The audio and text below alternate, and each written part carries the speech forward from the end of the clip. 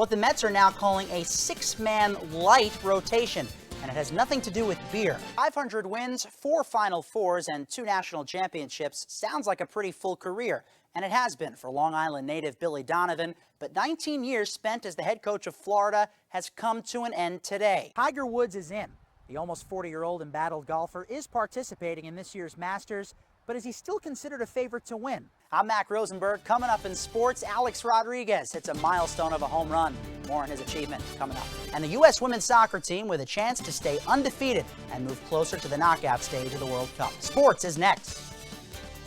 We're back with Mack Rosenberg in sports. And Mack, how about those Mets? How about those Mets, Vanessa? Barely in first place, a measly half game ahead of the Nationals heading into play tonight as they opened up a 3-game series with the Atlanta Braves. We'll pick it up second inning. Wilmer Flores facing Alex Wood. That's a shot to left. His 10th home run of the season gives the Mets a 1-0 lead. And keep in mind that location, left field, as we move to the fourth. Same score.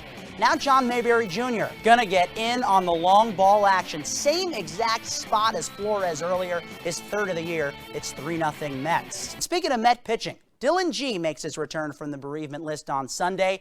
G going to start the series finale against the Braves as part of what the team is now calling a 6-man light rotation, which means G will make starts periodically and pitch out of the bullpen the rest of the time, all in an effort to help the other starters get needed rest without skipping starts. In 6 starts this season, G 0-3 with a 4.46 ERA. Well, the Yankees are 7 games over 500. It's good for first place in the American League East as they hit the road for a 3-game series against the Baltimore Orioles. We'll pick it up top of the third inning. O's ahead 1-0, 1-on-1 out. You see A-Rod at the dish facing Ubaldo Jimenez. And that one is going to just squeak into center field for a base hit. Brett Gardner would score and tie the game. A-Rod is now 7 hits away from 3,000 for his career. As you take a look, once again, that ball just getting into center, and Gardner able to tie the game. Bottom of the frame, Michael Pineda pitching on 11 days rest and dealing to Chris Davis. Well, they don't call him crushed for nothing. A 3-run bomb, and the Orioles take a 5-1 lead. Pineda, 5 earned runs in this game.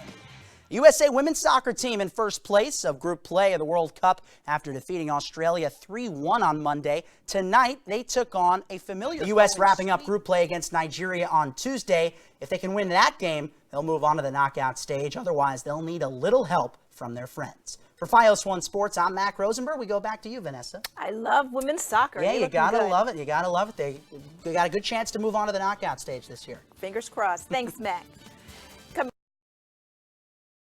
Here with quarterback Tyler Smith after the big win for Paramus in their opening game against Lakeland. And Tyler, you ran for nearly 120 yards tonight.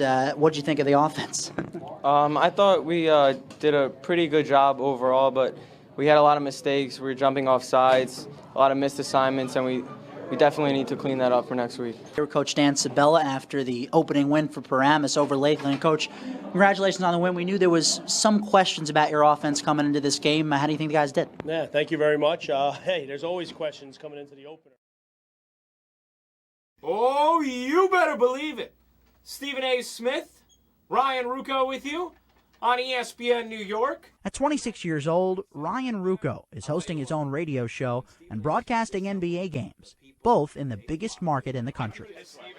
Hours before his show airs on ESPN Radio in New York, Rucco and the show producers meet in the control room to debate topics for the show. Getting to do what I get to do at my age, it is incredible. Because if you would have told me you're going to get to call NBA games, you're going to get to host a radio show in New York, you're going to get to work with people like Stephen A. Smith and Michael Kay, I would have said, oh my gosh, this is going to be the most amazing career ever. And I've gotten to do all these things at a young age. He got a taste of what could be as a student at Fordham, broadcasting on the university's professional radio station, WFUV, and getting to know the station's sports director. He's telling me, you can be in the Yankee clubhouse at 19 years old. You can, do play-by-play. You can do all this stuff. I was like, oh my gosh, this is the place for me.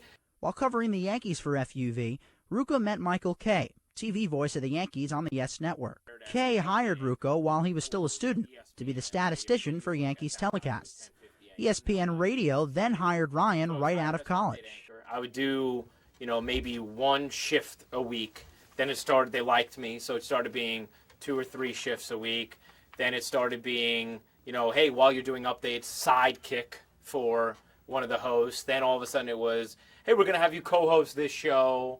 Just 4 years after graduating from Fordham, Ruocco found himself in the 1 o'clock time slot alongside Stephen A. Smith, an ESPN TV personality who hosts via satellite.